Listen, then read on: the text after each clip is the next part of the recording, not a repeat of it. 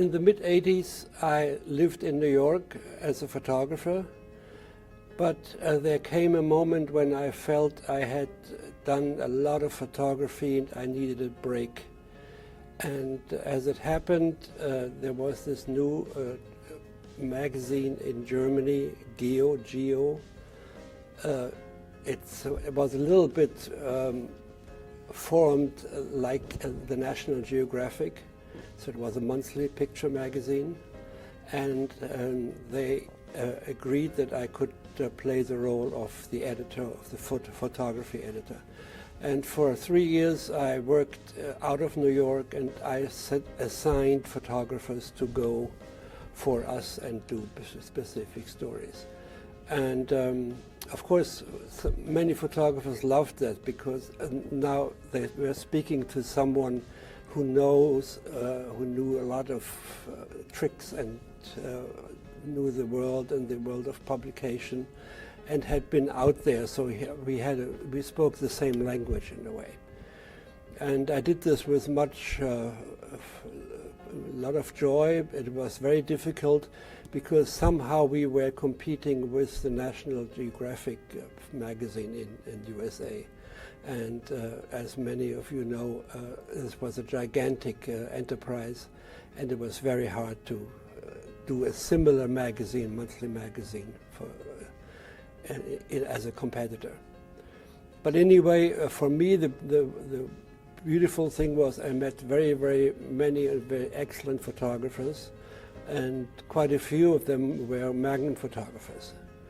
And with some I became friends, and we went out together and discussed photography, etc., etc.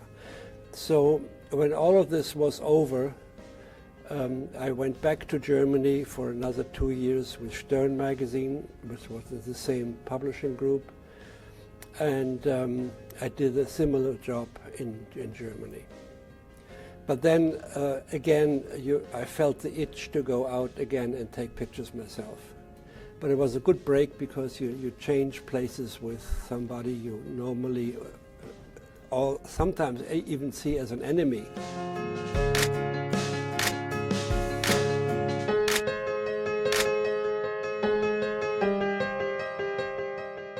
Well, what happened is that I found my wife, Christine, who was a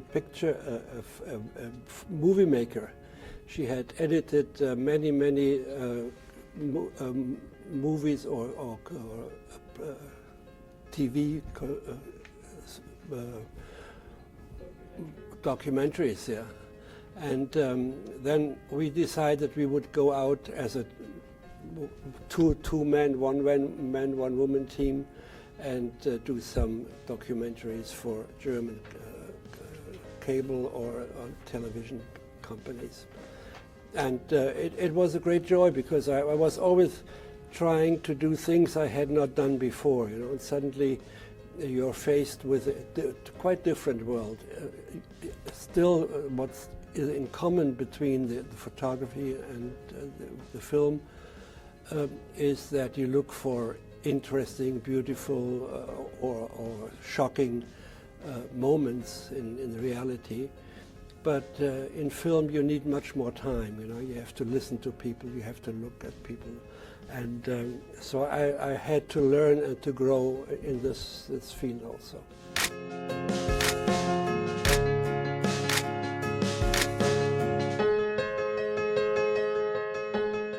Well, Magnum is a unique group of very talented photographers worldwide. And it's also a very difficult group. I've been president of Magnum, as you say, for I think 3 years. And it's very hard to shepherd these sheep, you know, who are out there and doing very good work, very hard work. But some of them are superstars, you know, and you cannot really tell them, do this a little bit differently, etc., etc. So it's a very wide and also highly talented group of photographers, but they are not necessarily easy people to work with. You know? So some of them feel like superstars. And But still, I found it very interesting because just by seeing what was produced by my friends and colleagues was a great joy. You know, you know somebody is out there and photographing a war, and then you see the material coming in, and it gets the adrenaline running into your veins.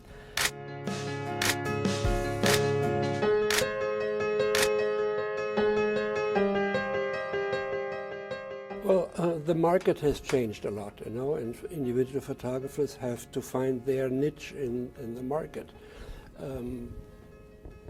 Magnum was never a very clear environment because we all had our styles, the way we produce things, and so everyone was his own master, and this is very important at Magnum. You do not work for a company, you do not listen to what some big boss thinks up there. You know, you do your own work. And yes, there are photographers who do fashion. Why not? Because even fashion doesn't have to be boring. It can be very exciting if you have a vision and another style. What has changed is that you do much more work for yourself. You know, you do it and then you finish it, and then you hope to find a client to publish it or even give you money for it.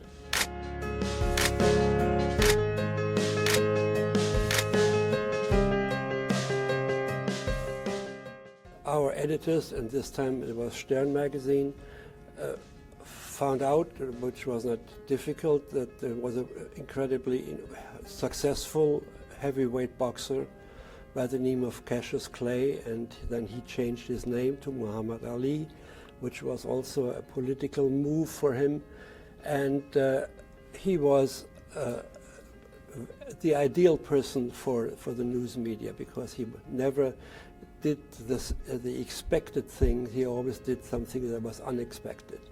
And one thing he had done at that point when I started to see him for the first time, he had changed his religion and he has become a Muslim.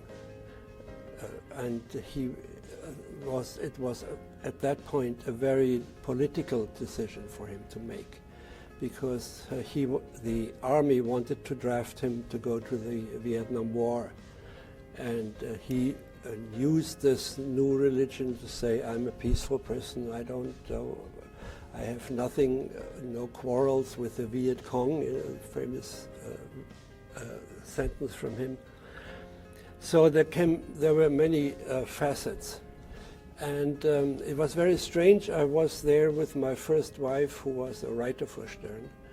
And when we arrived in in London, first we saw him in London, he had just made the move to his other religion. And it was kind of difficult to talk to him for a woman. A white, strange woman in the same room was not exactly what his religion, his new religion, ordered for him. So as we tried to do interviews, but the interviews he was very shy and he didn't really say something. So we decided simply to hang out with him and just be there in the background, you know, stand in the corner and watch. And this was wonderful for me as a photographer because I had a lot of time.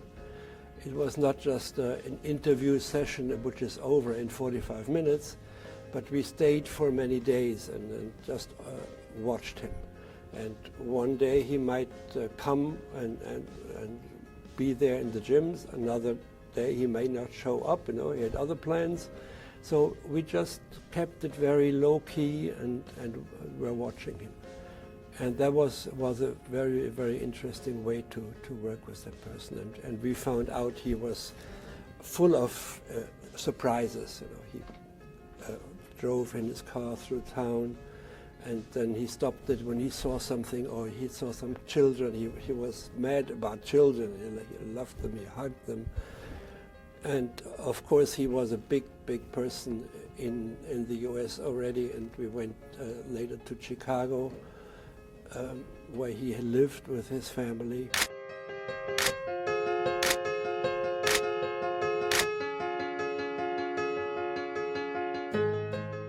We drove around in Chicago in his limousine, you know, and then we had a driver there, and he asked, could you stop here, there's a bakery store. And he went in, and he came out a few minutes later and says, oh, they have wonderful donuts. You know, donuts are these sweet dough bakery products. And he ate them, and he shouldn't have eaten them. He was on a strict diet before a fight. Right? Normally a fighter eats steak and salad and steaks, and that's it. But he ate these donuts, and we drove around, and a few hours later he said, I want another donut, and he went into the bakery again. The third time he stopped there, I became a little suspicious. There was something wrong here. And I went in with him, and I found out that he was not interested in the donuts. He was interested in the baker's daughter, who was in that bakery shop, you know, and sold him the wonderful sweet stuff. And the two were flirting heavily. You know? And I got a nice set of pictures of them flirting, and they were very much in love immediately. And only 5 years later, I just by accident, I found out that this girl from the bakery had become his second wife. So I was right there when they first met. And those are lucky moments, you know, you cannot produce them, you cannot create them, so sometimes you have to be lucky.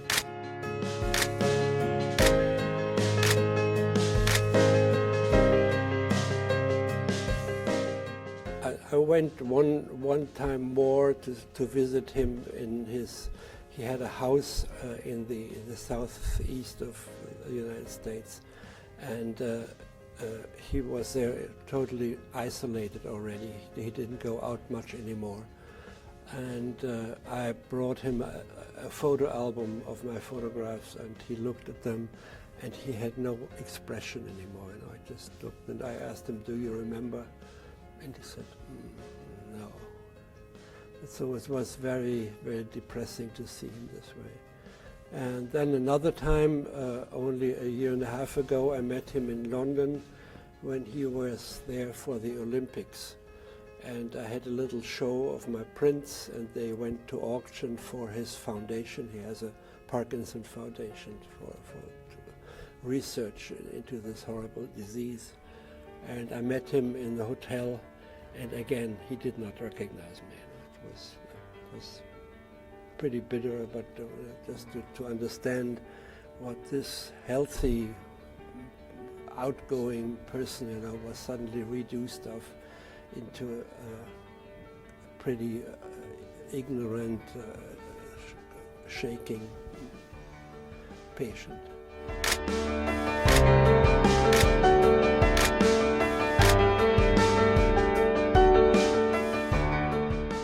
Yeah, there was a very peculiar circumstance, because just the day before, so it was September 10th, we had a Magnum meeting in New York, and we had, I think, 7 or 8 photographers, which is very rare in one room, and we discussed the usual thing, business, etc., etc., and then we went home, and the next morning was 9/11, and the news came on the television that there was something horrible happening in Lower Manhattan.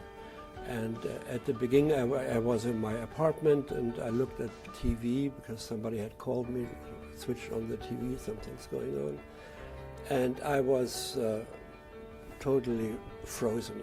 I really didn't know how to react to it, because everything was unclear.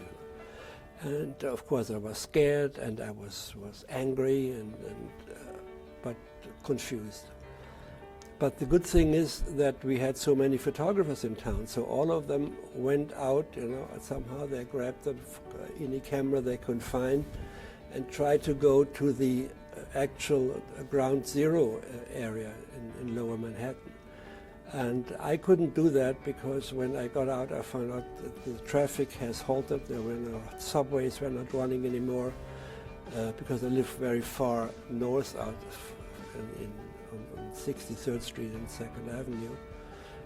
So I decided to take my car out of the garage, and because the big avenues were blocked, and I went to Queens, across the East River and down, going south, and I saw the big plume of smoke on the horizon, and got nearer and nearer, and trying to get a photograph. And still, I heard in the radio, I heard the news. Nobody really knew what was going on. And when I got down to Brooklyn and I had a clearer view across the East River, I could see this huge black, horrible cloud in the sky. And at that point, the second airplane crashed into the other tower. And I had my radio on in the car, and I understood what was going on. And I just collected images. Take this, you take this. A very emotional moment, of course. You never knew what would happen next, and it would just be the beginning of a war or something. And at one point, and I did not even recognize this, so at the moment, I looked at a group of people who were sitting on a bench in a park with nice trees and quite beautiful surroundings, and they were talking. And I took pictures, but knew that in the background you could see the smoke. But I forgot about these. I got exactly 3 pictures, and one was not so interesting, the middle one was okay, and the other one. And I got in the car and tried to cross the bridges into Manhattan, and I did not succeed. So basically I felt I had not gotten any good material. And especially on the next morning, I went into the Magnum office and I saw my friends and colleagues, and they had gotten fantastic, shocking close-up pictures of the scene because they really got close. And there was Steve McCurry, who lives in an apartment. He had just went up in his elevator from his balcony. He could see everything very clear in front of him. And other, like Larry Towell, he walked the streets and got as close as possible to Ground Zero and got shocking pictures. And only a few days later, I went to Magnum again, and I saw all this incredible good material, and I said, okay, that's fantastic. We have to do something. And I said, let's do a book. And I've been a book editor before, and I had made books, etc. So I took all the negatives and slides with me, scanned them in my studio in Southampton on Long Island, and began to construct a book. And when I saw the material my colleagues had done, I knew that my picture was totally irrelevant because it didn't show anything exciting. And I put it aside. And so that picture doesn't appear in the book, we did that. And only 2 or 3 years later, I had a visit of a curator from a museum in Munich, Germany, who wanted to do a big retrospective show in the museum, and he looked through my archive a little bit and said, listen, this is a fantastic picture. You just found this here. And I said, well, you think so? I wasn't sure. And he convinced me that it was an important picture, and he was right. And now this picture has a life of its own. It's been sold to photo collectors, and it's actually sold out. You cannot buy it anymore in the art market. And everybody's talking about it. And now today, we are in Turkey and we talk about it again.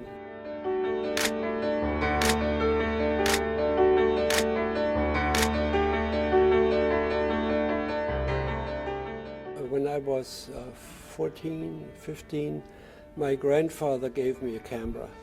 And it was one of these old plate cameras, with the ground glass on the back. You had a black cloth over your head, and you adjusted the focus under that, and then you put in a glass plate, and then you had to develop this in the dark in a little tray, and it was very magical. I liked that, you know, it was very interesting for me.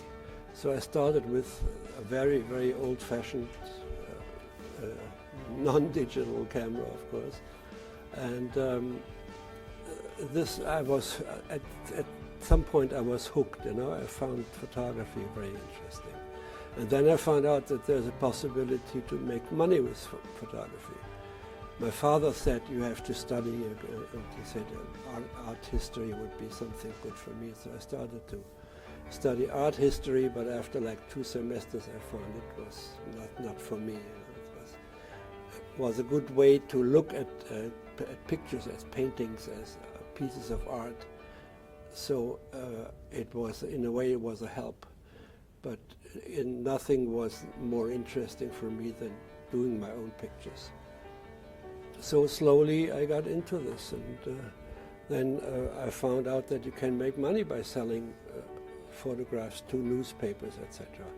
So I could improve my equipment. I could buy a better camera and another Leica, and so it took some years, and then eventually I saw that this was the right thing for me.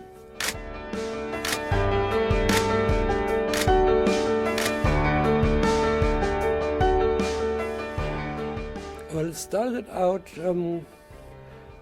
I think the information about photography was not so strong as it is today, you know, where you have incredible and immediate access to the great masters to get books, to buy books. You see it on the internet, and you can go to exhibitions. So in those years I was more or less alone. But of course, I saw great pictures from earlier colleagues or older colleagues, which were still working there in the same magazines or same institutions. But very soon on, I found out that there was a photographer by the name of Henri Cartier-Bresson and Robert Capa, and I admired their pictures, of course. And now I'm very lucky that I'm in the same club which they invented, you know, many years before me.